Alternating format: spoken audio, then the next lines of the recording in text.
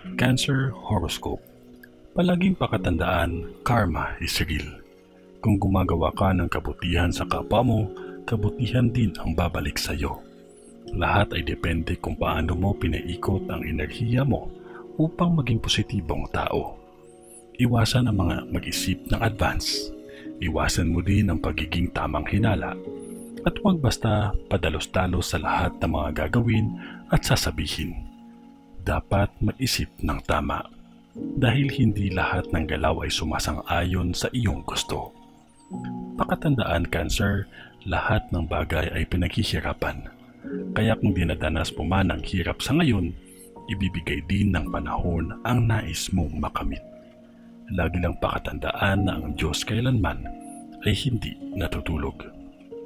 Maging maingat sa iyong kalusugan at bukas ang enerhiya ng aksidente. Kaya maging maingat.